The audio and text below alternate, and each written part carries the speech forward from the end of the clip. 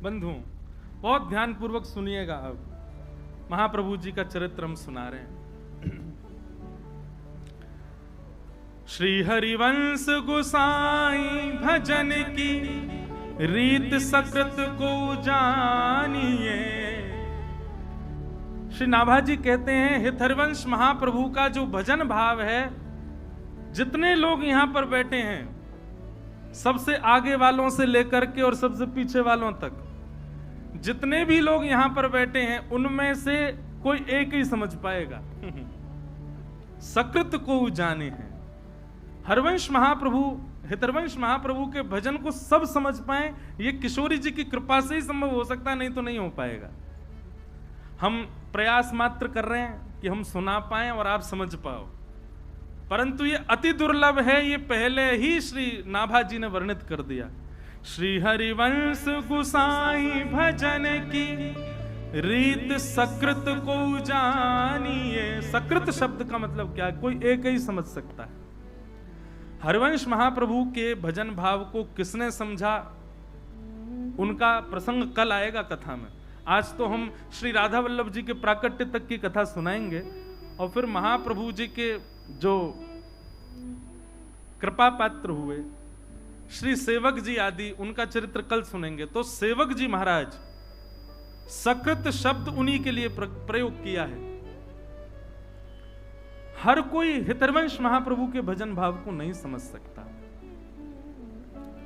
श्री राधा चरण प्रधान हृदय अति सुदृढ़ उपासी। राधा चरण प्रधान हृदय अति सुदृढ़ शब्द, बहुत ध्यान पूर्वक सुनिए भैया, इधर उधर मत देखना कोई भी। हम पहली बार कथा कर रहे हैं भक्तमाल की, बड़े भाव से सुनो भैया सबरे। आप लोग इधर उधर देखोगे, एक दूसरे से बात करोगे, अगले जन्म में ब्याह नहीं होगा। हाँ चलो इसी बहाने सही यहीं तो देखोगे।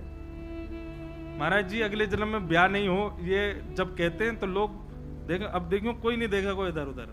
ब्याह की इतनी ललक है सबन को, या जन्म में भयो नहीं, अगले जन्म की प्रतीक्षा है। बहुत ऊंची बात।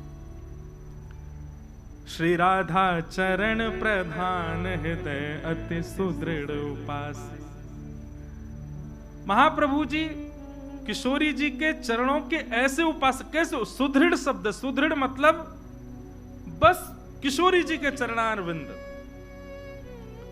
कहां तक कहें, श्री प्रियादास जी ने तो अपने छप्पे में, वो क्या कहते हैं, प्रियादास जी का छप्पे कहता है, हित जू की रीत को लाखिन में एक जाने, राधा ही प्रधान माने पाछे कृष्ण ध्याइए।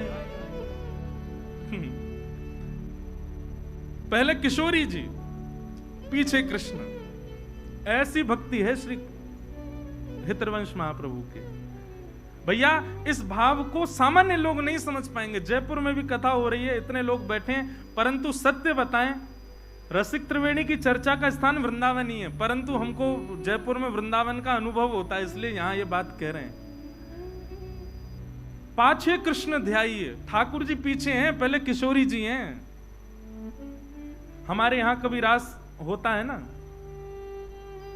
दिखावे वाला रास नहीं, वास्तविक रास यदि वृंदावन का कभी देखने जाओ तो वहां ऐसा होता है कि लीला के बाद में आपको अधिकार है कि आप जाकर के कुछ भी पवाओ ठाकुर जी को अपने हाथ से। आपने यदि ठाकुर जी को पहले पवाया, यदि वास्तविक रास मंडली होगी तो ठाकुर जी आपका हाथ पकड़ करके, किशोरी जी क्या करें, पहले इनको खवाओ, और पूरा मत खवाइयो, बोले आधो खवाओ, झूठन हमको खवाओ। ये है श्री हितरवंश महाप्रभु की उपासना। महाराज पहले किशोरी जी को बीड़ा पधरायो जाएगा, बीड़ा जब किशोरी जी पालेंगे फिर ठाकुर जी को पधरायो जाए। कहां तक कहें, श्री राधा वल्लभ जी आदि जितने भी हमारे हित संप्रदाय के स्थान हैं, वहां पर ठाकुर जी जो पोशाक धारण करें ना, वो भी किशोरी जी के चरणन में पहले छुपाई जाए, प्रसादी है जाए, तब ठाकुर जी धारण करें। ऐसी महाप्रभु जी की उपासना। हित जू की रीति को लाखन में एक जाने। लाखों में कोई एक समझ पाएगा श्री हित महाप्रभु की भक्ति को। राधा ही प्रधान माने पाछे कृष्ण ध्याइए, निपट विकट भाव होत न स्वभाव ऐसो, उन्हीं की कृपा दृष्टि नेक क्यों हूं पाइए। ऐसा भाव किशोरी जी की कृपा से ही हो सकता है, और किसी भाव से आप कितना प्रयास कर लो ये संभव नहीं है। और कुंज केली दंपति तहां की करत खवासी। कुंज निकुंजों में ठाकुर जी की नित्य केली का, अभी महाप्रभु जी का चरित्र सुनाएंगे, फिर सुनिएगा क्या क्या भाव सुंदर महाप्रभु जी के। सर्वस महाप्रसाद प्रसिद्धता के अधिकारी। हितरवंश महाप्रभु का एक ही नियम है, क्या कि महाप्रभु जी ठाकुर जी का ही प्रसाद पाते हैं।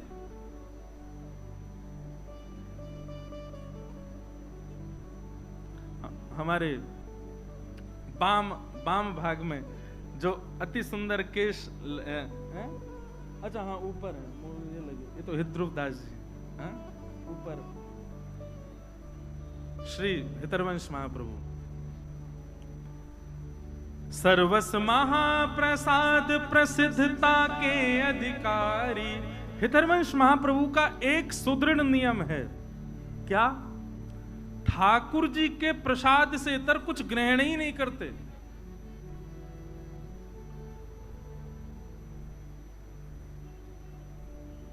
एक बार की चर्चा है, वैसे तो जब चर्चा प्रारंभ होती तभी सुनाना था, पर अभी मन में भाव आ रहा है कि जब महाप्रभु जी छोटे थे, हितरवंश महाप्रभु, तो उनका नियम था कि वो उनके पिताजी श्री व्यास मिश्र जी, उनके अर्चा के ठाकुर जी थे श्री राधा मोहन जी। हरवंश महाप्रभु ने 3 ठाकुरों की सेवा की है, श्री राधा मोहन जी, नवरंगी लाल जी और श्री राधा वल्लभ लाल जी।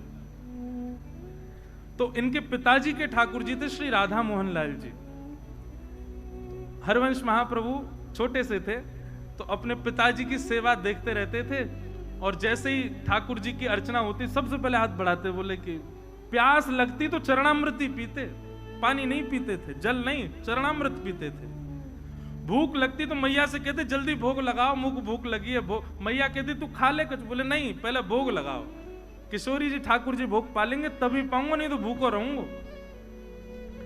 एक ऐसी लीला चर्चा सुनाई जाती बड़ी मधुर कि एक बार छोटे से हैं हरिवंश जी, रात्रि में बहुत जोर की भूख लगी और महाराज उठ करके बैठ गए, रोने लगे जोर जोर से। रोते रोते मैया से कहे, बोले मैया मुझको भूख लगी, कछु पवाओ। पिताजी मुझको भूख लगी, कुछ खिलाओ। जैसे आजकल के बालों को कुछ भी दे दें तो ऐसे ही कुछ ले आए, बोले लो खा लो। बोले नहीं पहले भोग लगाओ। माताजी पिताजी बोले रात के 1:30 बज रहे हैं, 2 बज रहे हैं। अब उस समय घड़ी तो नहीं होगी, पर हाँ ये कही होगी अर्धरात्रि हो रही लाला, ठाकुर जी शयन कर रहे हैं, उनको उठा के भोग कैसे लगाए? बोले नहीं नहीं नहीं मुझे तो भूख लगी है।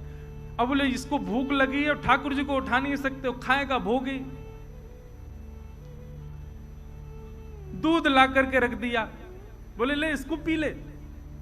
महाप्रभु बोले नहीं पहले ठाकुर जी का भोग लगाओ। ठाकुर जी का यदि भोग नहीं लगा होगा तो ग्रहण नहीं करेंगे। रोते रोते रोते रोते खूब समय बीत गयो। पिताजी माताजी भी परेशान, बोले सोने नहीं दे रहा, क्या करें, खा कुछ रहा नहीं है, पी कुछ रहा नहीं है, भोग लगा के ही पाएगो। आहा, महाराज श्री हरिवंश जी की रुदन सुनकर के सेज पर पौड़े भय ठाकुर जी उठ गए और उठ करके श्री जी को उठा रहे, बोले श्री जी उठो।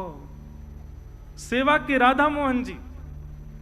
श्री जी बोली क्या हुआ, अभी तो उठवे को समय ना है भयो, अभी तो भोर ना भई, अभी तो मंगला को समय ना भयो, आप काय को उठाए रहे हो? बोले रुदन ना सुन रही, हरिवंश बालक रो रहे हो बहुत जोर से। श्री जी बोली काय को रो रहे हैं हरिवंश जी? बोले भूख लगी है। अब वाको तो नियम है, वो तो हमारो ही शीत प्रसादी पावे, हमारो ही चरणामृत ग्रहण करे, हमारो ही चरणोदक प्राप्त करे, वाके अलावा तो कुछ लेवे ना। रात्रि में बालक छोटो भूख लगी आई है। ठाकुर जी किशोरी जी बोली अब क्या करें? अभी तो मंगला में समय है, लेकिन समय तक यदि प्रतीक्षा करी तो बेचारो प्यासो बालक कितनो रोवेगो। सो ठाकुर जी सेज से उतरे और अपनी झारी, जल पीवे वाली झारी, वही से ही किशोरी जी को कही कि पाम लटका लो नीचे। किशोरी जी पाम लटका के बैठ गई ठाकुर जी, और ठाकुर जी अपनी झारी जीते ही अपने चरणन को धो रहे हैं, स्वयं ही अपनो चरणामृत प्रदान कर रहे हैं, स्वयं ही अपनो चरणामृत निकाल रहे हैं।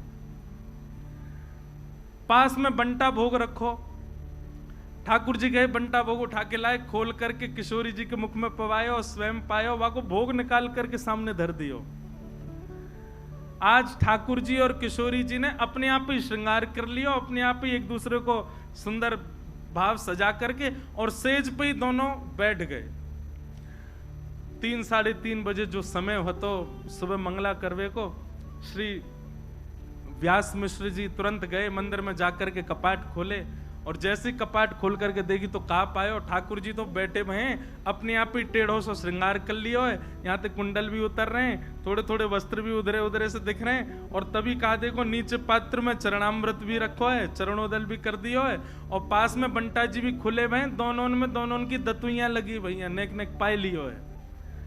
आहा, ये दृश्य देख करके व्यास मिश्र जी तो आनंदित हो गए, तुरंत गए और जाकर के चरणामृत और भोग ले जाकर के हरिवंश बालक को प्रदान किए, तुरंत पा लियो। पा करके बालक तो सो गयो, लेकिन माता पिता दोनों नेत्र सजल और ठाकुर जी को देख रहे हैं कि हम तो विचार कर रहे हैं ठाकुर जी को कैसे उठाएं, पर हरिवंश जी को रुदन सुनकर के ठाकुर जी स्वयं उठ गए, स्वयं अपनो चरणामृत निकाल लियो, स्वयं अपनो श्रृंगार कर लियो, स्वयं भोग लगा के और स्वयं तैयार है के सेज पर विराजमान है गए।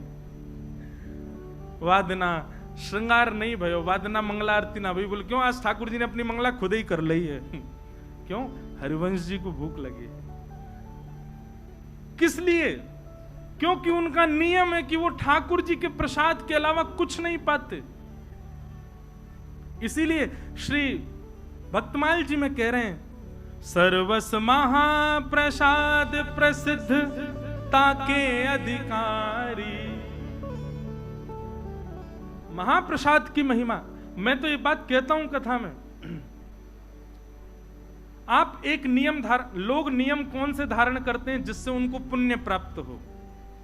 नियम ऐसे धारण करो जैसे ठाकुर जी प्राप्त हो। नियम ऐसे धारण करो जैसे ठाकुर जी लीला करें। अब वो नियम भी हम बता दें तो फिर नियम का बात, अपने आप ढूंढो, ऐसा कहां नियम करें जैसे ठाकुर जी प्राप्त हो। महाप्रसाद पावे को एक नियम ये श्री महाप्रभु जी से आप सब सीख सकते हैं। क्या? आज के बाद जो ठाकुर जी को अर्पित नहीं है उस वस्तु को लेना ही नहीं है, ग्रहण ही नहीं करना है। चाहे भूखे रहे आएंगे, चाहे प्यासे रहे आएंगे, पर जो ठाकुर जी को भोग ना लगाई गई हो, जो ठाकुर जी को ना पधराई गई हो, ऐसी वस्तु को अस्वीकार करो। ये नियम आप धारण कर लो, श्री महाप्रभु जी से यही सीख लो, उसी की कृपा से ठाकुर जी प्रकट हो जाएंगे। तो विधि निषेध नहीं दास अनन्य उत्कट व्रतधारी, व्यास सुवन पथ अनुसरे सोई भले पहचानिए, श्री हरिवंश गुसाई भजन की रीत सकृत को जानिए। ऐसे श्री हितरवंश महाप्रभु, उनको हम बारंबार प्रणाम करते हैं, और उनके मंगल चरित्र को जितना यथामति रसिक जनों की कृपा, संत जनों की कृपा से श्री राधा सरस बिहारी जी के चरणों में अर्पित करते हैं। ध्यान पूर्वक सब लोग सुनिएगा।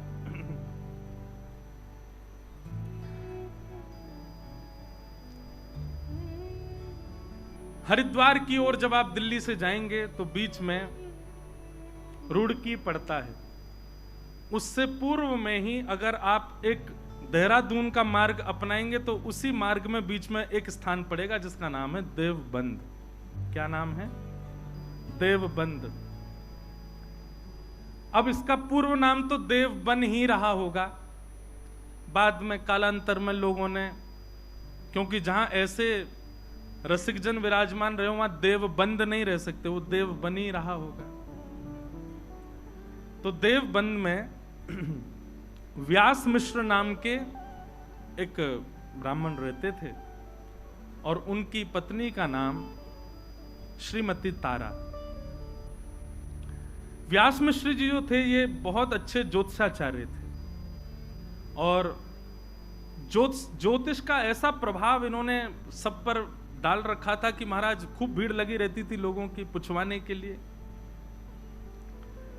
एक बार एक बादशाह के यहां गए और बादशाह के यहां जाकर के उसको कुछ इन्होंने भविष्य कथन किया और उसको आशीर्वाद के रूप में 4 श्रीफल प्रदान किए। बादशाह ने जब अपना भविष्य कथन सुना तो बड़ा प्रसन्न हुआ। प्रसाद रूप में 4 श्रीफल मिले तो उसने पूछा ये 4 श्रीफल? तो उन्होंने कहा ये धर्म अर्थ काम मोक्ष। एक श्रीफल आपके धर्म में गति को बढ़ाएगा, दूसरा श्रीफल आपकी कामनाओं की पूर्ति करेगा, तीसरा श्रीफल आपके अर्थ को बढ़ाएगा और अंतिम श्रीफल आपको मोक्ष प्रदान करेगा।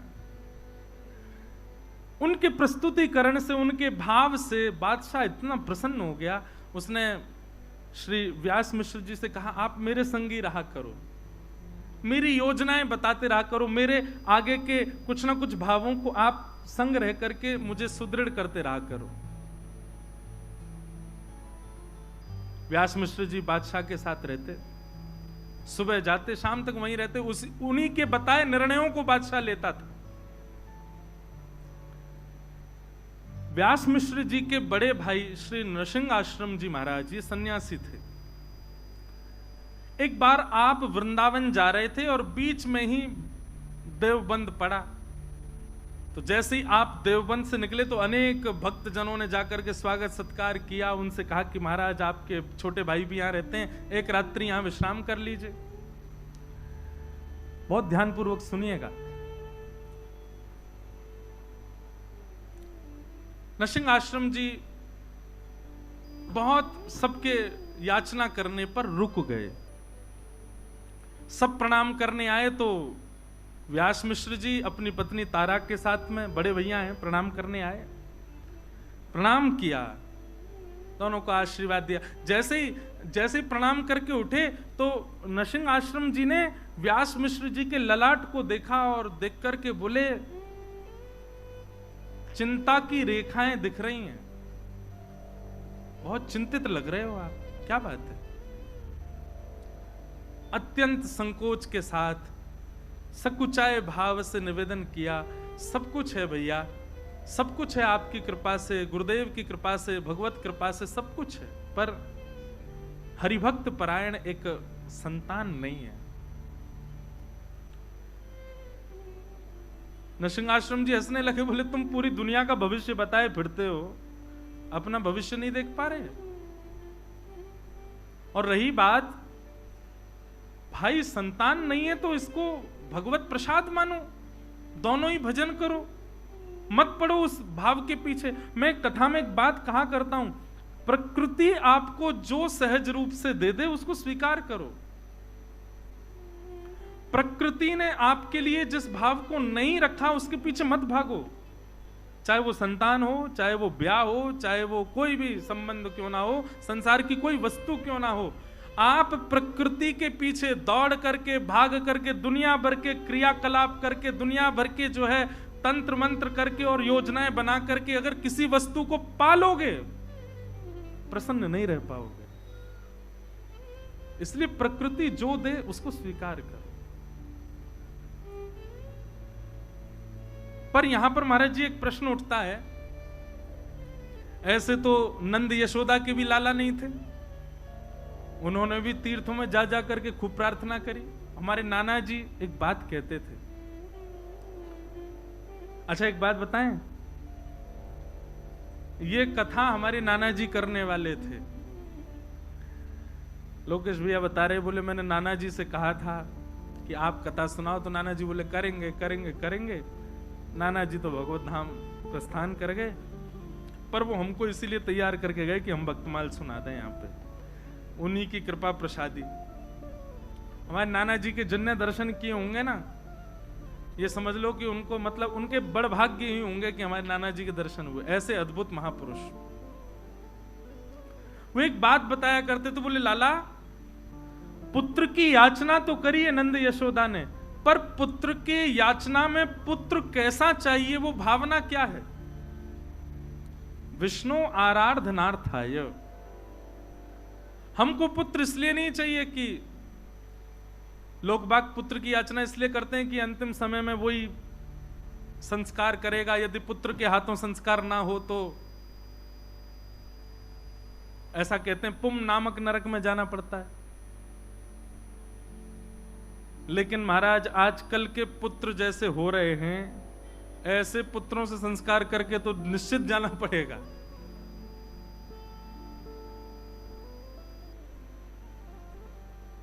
पूज्य मलुकपीठ वाले महाराज जी एक चरित्र सुनाते हैं एक भक्त का। वो कुंज बिहारी लाल जी को ही अपना पुत्र मानते थे और कहते थे मेरा कुंजो बेटा, कुंजो बेटा, कुंजो बेटा कह करके। अब देखो बात तो कोई भी कह लेगा, मेरे ठाकुर जी, मेरे लाल जी, मेरे सखा हैं, मेरे पुत्र हैं, पर मानते कितना हो? कहने की बात है कि भाई प्रकृति जो दे उसको स्वीकार करो, जो ना दे उसके लिए ज्यादा प्रयास मत करो, लेकिन फिर भी प्रयास करना है तो याद रहे ठाकुर जी को वचन देना कि नाथ मुझे ये वस्तु दे दो, मैं आपको वचन देता हूं आपके चरणों में ही अर्पित रहेगी, तो वो वस्तु मिल जाएगी। और वही भाव रखा। नरसिंहदेव जी के चरणों में सबने प्रणाम करते हुए कहा व्यास मिश्र जी ने कि हमें एक पुत्र की प्राप्ति हो, भगवत परायण पुत्र हो, भक्ति परायण पुत्र हो। तो नरसिंह आश्रम जी बोले कि तुम सबका भविष्य देखते हो, अपना भविष्य नहीं देख पाए, और मुझे तो दिख रहा है कि तुम्हारे संतान का योग नहीं है। अब तक तो व्यास मिश्र जी बोल रहे थे, लेकिन तारा माँ ने थोड़ी सी प्रार्थना करते हुए हाथ जोड़ के कहा, बोले भगवान यदि सब विधि का विधान है, सब पूर्व से ही नियोजित है, तो फिर आप जैसे संतों के पीछे इतनी भीड़ क्यों लगी रहती है? आप जैसे संतों को इतना लोग प्रणाम क्यों करते हैं? आप जैसे भक्त, आप जैसे संत, इनकी महिमा क्यों है? जब सब विधि से ही होना है तो फिर संतों को, भक्तों को, वैष्णवों को प्रणाम करना बंद कर देना चाहिए। तो हम तो प्रणाम इसीलिए करते हैं सब सुखद हो जीवन में। और जब सब विधि पर ही आश्रित है तो फिर भक्त, वैष्णव, संतों के चरण रज की क्या महिमा रह गई? तारा जी की ये बात नरसिंह आश्रम जी के चित्त को लगी। बहुत सावधानी, सब लोग इधर देखो, पीछे वाले भी, सब लोग भाव से कथा सुनो। तारा जी की ये बात नरसिंह आश्रम जी को चित्त में लगी कि भाई प्रश्न भगवान पर उठे तो कोई बात नहीं, पर भक्ति पर उठ गया है, भक्त पर उठ गया है। एकांत में बैठ करके नरसिंह आश्रम जी ने चिंतन किया, ठाकुर जी से प्रार्थना करी, भगवान आप पर प्रश्न नहीं उठाए, वैष्णवों पर प्रश्न उठाए, भक्तों पर प्रश्न उठाए, भक्ति पर प्रश्न उठाए, कुछ कृपा करो। ठाकुर जी प्रसन्न मुद्रा में नरसिंह आश्रम जी के चित्त में आ गए और आकर के अपनी वंशी को ही दिखाने लगे और मानो आज्ञा करने लगे, जाओ अपने भैया से कह दो, छोटे भाई से, निश्चिंत हो जाए। मेरी अधरामृत का निरंतर रसपान करने वाली, अत्यंत रस से सराबोर और पूरी दुनिया तो केवल और केवल मेरा प्रसाद पाती है, पर मेरा स्वच्छंद अधरामृत जिसने जीवन भर पाया, ऐसी वंशी ही उनके कुल में पुत्र बन करके आएगी। लेकिन याद रहे वो भक्त परायण, भक्ति परायण और भक्ति की धारा प्रवाह करने वाला बालक होगा। कोई वंश परंपरा और कोई अपने वंश वृद्धि या फिर धन वृद्धि आदि इन सब भावनाओं से पुत्र की याचना ना रखे।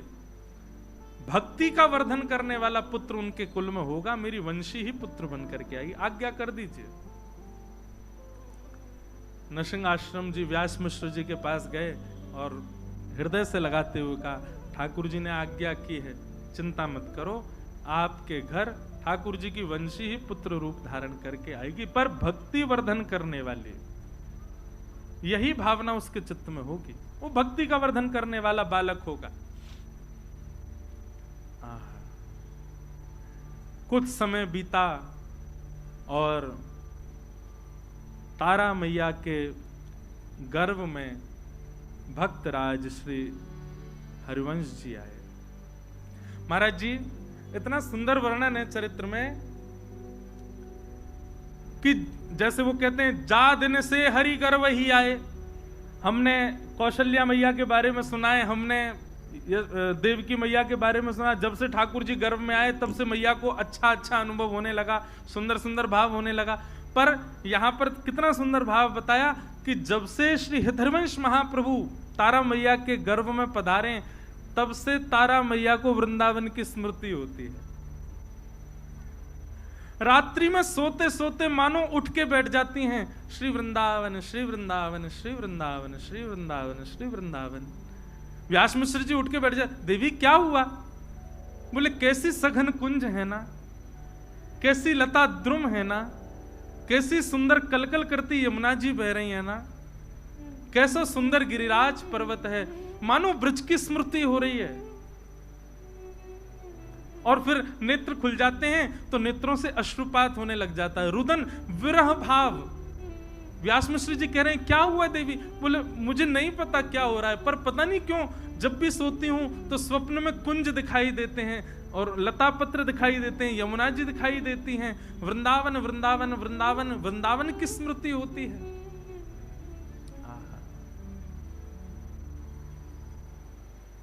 ऐसो श्री वृंदावन। अब तो वो रोज व्यास मिश्र जी से कहती हैं कि आप एक बार हमको वृंदावन ले चलो। व्यास मिश्र जी बोले ठीक है, मैं राजा से बात करूंगा, अवकाश मिलेगा तो चलेंगे। राजा से जाकर के व्यास मिश्र जी ने कहा कि हमको वृंदावन जाना है, आप अवकाश दे दो। तो राजा ने कहा अरे आप क्यों जाएंगे, हमारा आगरा जाने का कोई योजना बन रही है, तो हम जाएंगे, पूरी व्यवस्था के साथ जाएंगे, तो हमारे संग ही चल देना। अब राजा की बात वो तो कल पे टालते जाएं, कल चलेंगे कल चलेंगे कल चलेंगे, करते करते करते महाराज महीनों बीत गए। और श्री राधा वल्लभ लाल की राजा तो रोज कहें कि भैया आप चलेंगे, पर समय बीतता गया। रोज तारा मैया कहती हैं कि हमको वृंदावन ले चलो, मुझे बहुत विरह होता है, बहुत स्मृति होती है वृंदावन की, बहुत याद आती है, एक बार दर्शन करा लाओ वृंदावन का। जब अंतिम माह चल रहा था, बस अब प्रकट होने ही वाला है बालक, उस स्थिति में मां आ चुकी हैं, तब राजा आकर के कहता है व्यास मुझसे, बोले हमारी आगरा की योजना बन गई है, चलो। वृंदावन भी अपनी योजनाएं बना करके सबको बुलाता है, अपने आप कोई नहीं जा सकते। पहले चली जाती अगर तारा मैया, तो फिर महाप्रभु जी का जन्म ब्रज में कैसे होता?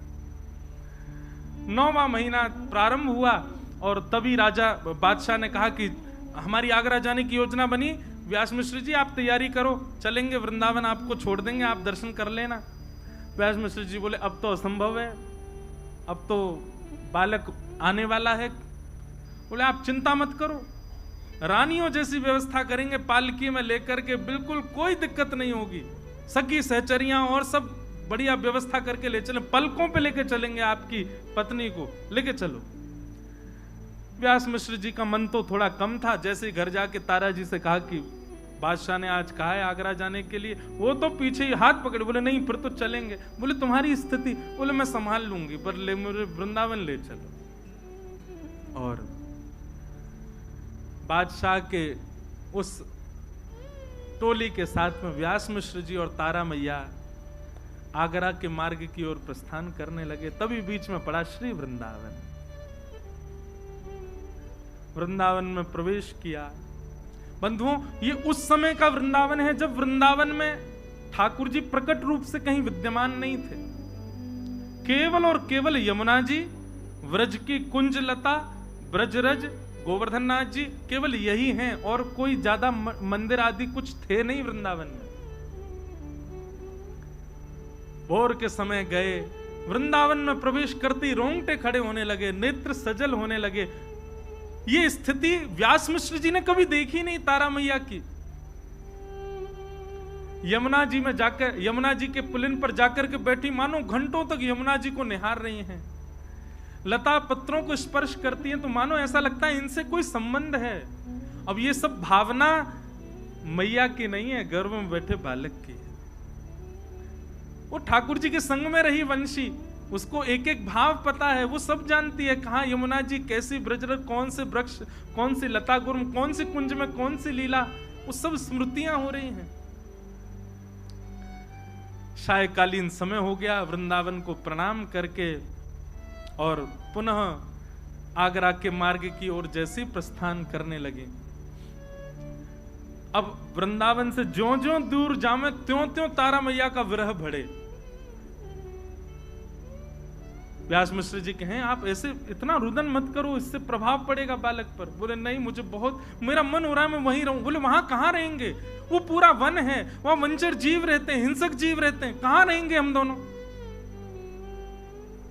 पर उनका रुदन इतना विकल करने वाला था कि उस रुदन को व्यास जी सुन नहीं पा रहे थे। और तभी रुदन करते कि बस वृंदावन ब्रज की सीमा में ही थे, अभी बस निकलने ही वाले थे ब्रज की सीमा से, तभी प्रसव पीड़ा होने लगी। और ऐसी प्रसव पीड़ा हुई कि तुरंत बादशाह को जाकर के व्यास मिश्र जी ने कहा कि महाराज आप आगरा को प्रस्थान करो, हमारी गृहिणी को प्रसव पीड़ा हो रही है, इससे आगे ले जाना उचित नहीं होगा। यहाँ ये गांव जैसा दिखाई दे रहा है, यहाँ कुछ लोग दिख रहे हैं, हम यहीं रुक जाते हैं, क्या पता आगे बन आया और वहां कुछ दिक्कत हुई तो क्या करेंगे। बादशाह ने कहा ठीक है, आप कुछ सेवक भी ले लो और आप यहीं रुक जाओ। और वृंदावन के समीप बाद गांव, बाद ग्राम, वहां ताराजी और व्यास मिश्र जी कुछ सेवकों के साथ रुक गए। गांव के लोगों ने देखा महाराज ब्राह्मण देवता आए, सबने खूब सेवा करी, सब व्यवस्था करी। और वैशाख का महीना, शुक्ल एकादशी का दिन, वैशाख शुक्ल एकादशी, और जैसे ही भोर का समय हुआ है, भोर के सूर्य उदित होने वाले हैं, यहां तो पृथ्वी पर सूर्य उदित हुए हैं और वहां तारा मैया की कोख से हमारे ब्रजमंडल के निधि श्री राधा वल्लभ लाल जी को विराजमान करने वाले परम वैष्णव, परम भक्त शिरोमणि श्री हितरवंश महाप्रभु जी का प्रादुर्भाव हुआ। बधाई हो, बधाई हो, बधाई हो, बधाई हो, बधाई हो, बधाई हो। आहा, ऐसे नेक्से से लाला प्रकट भय हैं। हमारे सरस कुंज के आचार्यों ने, मैं आज देखो कितनी ऊंची बात, हमारे सरस कुंज के आचार्यों ने ग्रंथों में आचार्यों की बधाई गाई। मैंने भैया से पूछी, मैंने कि राधा वल्लभ जी की बधाई नहीं, बोल राधा वल्लभ जी की नहीं, आचार्यों की है। मैंने कहा यही तो कृपा प्रसाद है। और यहाँ अब हम कुछ बधाई गायन करें ने का महाप्रभु जी प्रकट में, फिर महाप्रभु जी की लीला सुनकर फिर राधा वल्लभ जी को प्राकट्य हुए को। आहा,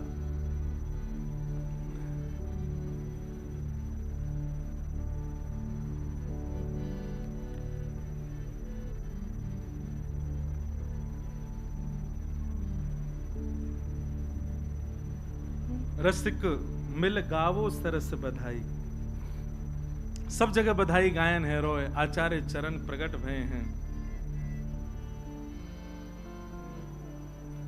रसिक मिल गावो सरस बधाई, रसिक मिल गावो सरस बधाई, रसिक मिल गावो सरस बधाई, रसिक मिल गावो सरस बधाई। श्रीमत हित हरिवंश रसिक वर, श्रीमत हित हरिवंश रसिक वर, श्रीमत हित हरिवंश रसिक वर, श्रीमत हित हरिवंश रसिक वर। हे भूतल प्रगटो भाई, रसिक वर गाओ सरस बधाई, रसिक वर गाओ सरस बधाई, रसिक वर गाओ सरस बधाई, रसिक मिल गाओ सरस बधाई। श्रीमत हित हरिवंश रसिक वर, श्रीमत हित हरिवंश रसिक वर। भूतल प्रकटे भाई, रसिक वर, रसिक वर, रसिक वर गाओ सरस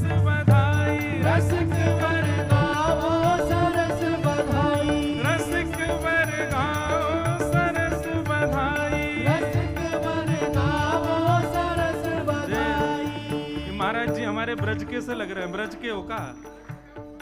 वृंदावन के हो? राजपुर के? ये तो हमारे स्वामी जी हरदास जी के गांव के हैं भैया। अरे भैया जय हो जाओ।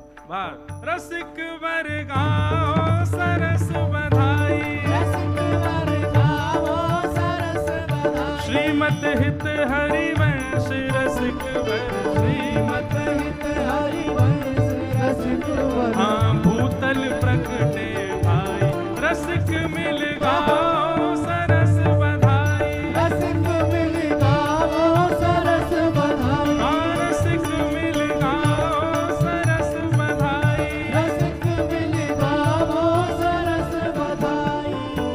हे शुभ वैशाख मास मन भावन, एकादशी सुहाई, शुभ वैशाख मास मन भावन, एकादशी सुहाई। हे शुक्ल पक्ष सुंदर शोभा निशि, शुक्ल पक्ष सुंदर शोभा निधि, शुक्ल पक्ष सुंदर शोभा निधि, शुक्ल पक्ष सुंदर शोभा लियो जन्म है सुखदाई, रसिक मिल रहो, रसिक मिल गाओ सरस बधाई, रसिक मिल गाओ सरस बधाई, रसिक सब गाओ सरस बधाई, रसिक सब गाओ सरस बधाई। श्रीमत हित हरिवंश रसिक वर, श्रीमत हित हरिवंश रसिक वर। हाँ भूतल प्रकटे भाई, रसिक मिल गाओ सरस बधाई, रसिक मिल गाओ सरस बधाई, रसिक मिल गाओ सरस बधाई। रसिक मिल गाओ सरस भैया, बधाई। आप में से वृंदावन राधा वल्लभ जी के दर्शन कौन कौन ने किए हैं? बताओ। और आज जिनने राधा वल्लभ जी हमको प्रदान किए उनको उत्सव मन रहा, और ऐसे बैठे हो सब रे। अरे ठाकुर के उत्सव में तो सब नाचे, रसिकन के भक्तन के उत्सव में नृत्य करो भुजा उठा के। रसिक मिल रहो, रसिक मिल रहो, रसिक मिल गाओ सरस बधाई, रसिक मिल गाओ सरस बधाई, रसिक मिल गाओ सरस बधाई, रसिक मिल गाओ सरस बधाई। हे श्रीमन मोहन कर में वंशी, राखत हेतु बढ़ाई, श्रीमन मोहन कर में वंशी, राखत हेतु बढ़ाई। हाँ प्रभु राखत हेतु बढ़ाई, हाँ प्रभु राखत हेतु बढ़ाई। में सोया चारज रूप धार के, सोया चारज रूप, धार के, सोया चारज रूप धार के, सोया चारज रूप धार के। हाँ जी रस प्रगटावन आई, रसिक मिल रहो, रसिक मिल रहो, रसिक मिल गाओ सरस बधाई, रसिक मिल गाओ सरस बधाई, रसिक मिल गाओ सरस बधाई, रसिक मिल गाओ सरस बधाई। जय जय राधा वल्लभ हित हरिवंश, जय राधा वल्लभ हित हरिवंश, ओ जय जय राधा वल्लभ प्यारो हरिवंश, जय राधा वल्लभ प्यारो हरिवंश, ओ जय जय राधा वल्लभ श्री हरिवंश, जय राधा वल्लभ श्री हरिवंश, ओ जय जय राधा वल्लभ प्यारो हरिवंश, जय राधा वल्लभ प्यारो हरिवंश, ओ जय जय राधा वल्लभ हित हरिवंश, जय राधा वल्लभ हित हरिवंश, ओ जय जय राधा वल्लभ हित हरिवंश। जय राधा वल्लभ हित हरिवंश। हे जग जीवन उद्धारण कारण, श्यामा श्याम पठाई, जग जीवन उद्धारण कारण, श्यामा श्याम पठाई। हे तारा कूख परम पावन सुचि, तारा कूक परम पावन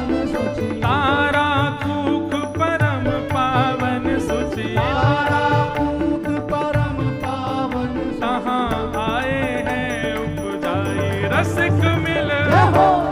जो हो मैंने एक जोर लगा श्री गोविंद देव जी को भी पता चले कि आचार्य उत्सव है रसिक मिल रसिक मिल रसिक मिल गावो सरस बधाई रसिक मिल गावो सरस बधाई रसिक मिल गावो सरस बधाई रसिक मिल गावो सरस बधाई श्रीमत हित हरिवंश रसिक वर श्रीमत हित हरिवंश रसिक आज भूतल प्रगटे आई रसिक मिल गावो सरस बधाई रसिक मिल गावो सरस बधाई हे रसिक मिल गावो सरस बधाई रसिक मिल गावो बोल राधा वल्लभ लाल की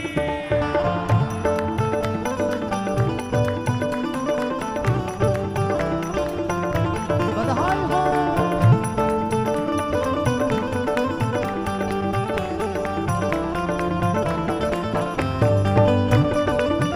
श्री हरिवंश महाप्रभु की जय हो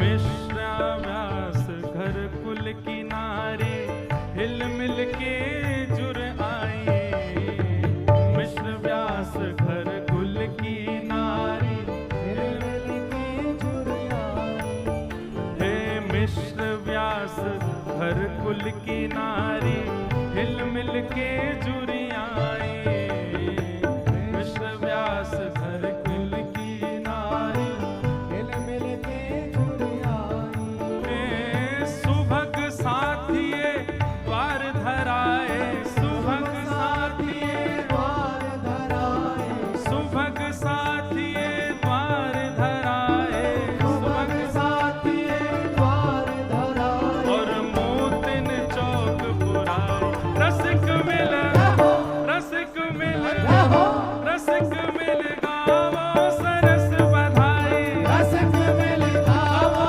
सरस बधाई रसिक मिल गावो सरस बधाई रसिक मिल गावो सरस बधाई हित हरिवंश जो प्रगट भये हित हरिवंश जो प्रगट भये हित हरिवंश जो प्रगट भये हित हरिवंश जो प्रगट भये आज भूतल प्रगटे आई रसिक मिल गावो सरस बधाई रसिक मिल गावो सरस बधाई हे रसिक मिल गावो सरस बधाई रसिक मिल गावो सरस बधाई ध्वजा पताका तोरण रोप बंदन माल बधाई ध्वजा पताका तोरण रोपे बंदन माल बधाई गावन लगी सोहिले सजनी गावन लगी सोहिले सजनी गावन लगी सोहिले सजनी गावन लगी सोहिले सजनी लख सुर भूल लजाई रसिक मिल रसिक मिल रसिक मिल गावत सरस बधाई रसिक मिल गावो सरस बधाई रसिक मिल गाओ सरस बधाई रसिक मिल गावो सरस बधाई रसिक मिल गाओ सरस बधाई रसिक मिल गावो सरस बधाई नौबत भजन लगी अतिलोनी छम छम मुदत बनाई नौवत भजन लगी श्री राधा वल्लभ लाल की सहनाई नौबत भजन लगी आज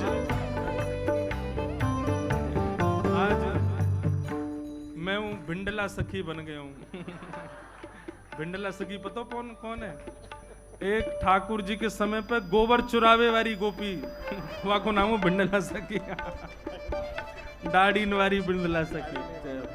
और भैया सुनो, अब अकेले ब्यास जी थोड़ी ओढ़ के बैठे सबरे ओढ़ो, और भाई लोग भी ओढ़ो, जब अब खाते लाओगे मोह ना बताओ, रूमाल ही ओढ़ो।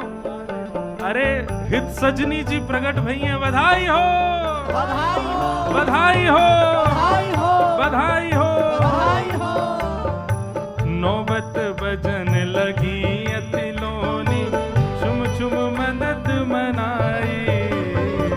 नौबत बजन लगी अतिलोनी, अद्भुत शहनाई। केसर चंदन चहुदिस छिड़के, केसर चंदन चहुदिस छिड़के, केसर चंदन चहुदिस छिड़के, केशर चंदन चहुदिस छिड़के। आज महके चहुदिस छाई। रसिक मिला रसिक मिला रसिक मिल गाओ सरस बधाई। रसिक मिल गाओ सरस बधाई। रसिक मिल गाओ सरस बधाई। रसिक मिल गाओ सरस बधाई। रसिक मिल गाओ सरस बधाई। रसिक मिल गाओ सरस बधाई। राधा वल्लभ हित हरिवंश, राधा वल्लभ हित हरिवंश। ओ जय जय राधा वल्लभ प्यारो हरिवंश, जय राधा वल्लभ प्यारो हरिवंश। ओ जय जय राधा वल्लभ हित हरिवंश, जय राधा वल्लभ हित हरिवंश। जय जय राधा वल्लभ हित हरिवंश, जय राधा वल्लभ हित हरिवंश। ओ जय जय राधा वल्लभ हित हरिवंश। जय राधा वल्लभ हित हरिवंश। एक सब ब्राह्मण देवता एक माइक ले लो वहां पर। क्यों? जैसे ही महाप्रभु प्रकट भय तो का भयो है? विप्र वेद ध्वनि करत हर्ष, युत पुष्पांजलि बरसाई। विप्र वेद ध्वनि करत हर्ष, युत पुष्पांजलि बरसाई। वेद ध्वनि करो महाराज। हरि ओम स्वस्ति न इंद्रो वृद्धश्रवाः, स्वस्ति नः पूषा विश्ववेदाः, स्वस्ति नस्तार्क्ष्यो अरिष्टनेमिः, स्वस्ति नो बृहस्पतिर्दधातु। विप्रवेद ध्वनि करत हर्ष, युत पुष्पांजलि बरसाई। विप्रवेद ध्वनि करत हर्ष, युत पुष्पांजलि बरसाई। पुष्पांजलि बरसाई। पुष्पांजलि बरसाई। सरस माधुरी हित सजनी के, सरस माधुरी हित सजनी के सरस माधुरी हित सजनी के, सरस माधुरी हित सजनी के। आज दर्शन कर हर्षाय। सबक मिल रसिक मिल रसिक मिल गावे सरस बधाई। मिल गावे सरस बधाई। हे रसिक मिल गाओ सरस बधाई। रसिक मिल गावो सरस बधाई। हे हरिवंश रसिक वर प्रगटे, हित हरिवंश रसिक श्री हित हरिवंश रसिक वर प्रगटे, हित हरिवंश रसिक। हाँ भूतल प्रगटे आई। रसिक मिल रसिक मिल रसिक मिल गावो सरस बधाई। रसिक मिल गावो सरस बधाई। रसिक मिल गावो सरस बधाई। रसिक मिल गावो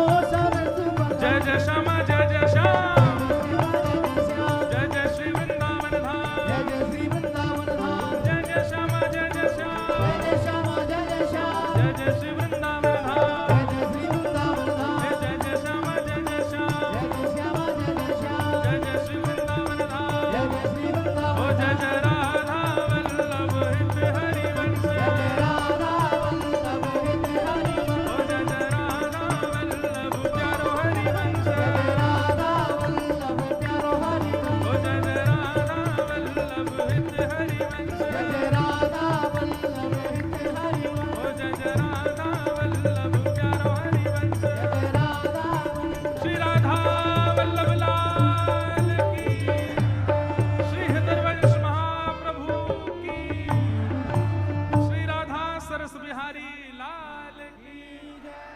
बधाई हो, बधाई हो, बधाई हो, बधाई हो, आचार्य उत्सव की बधाई हो। बधाई हो।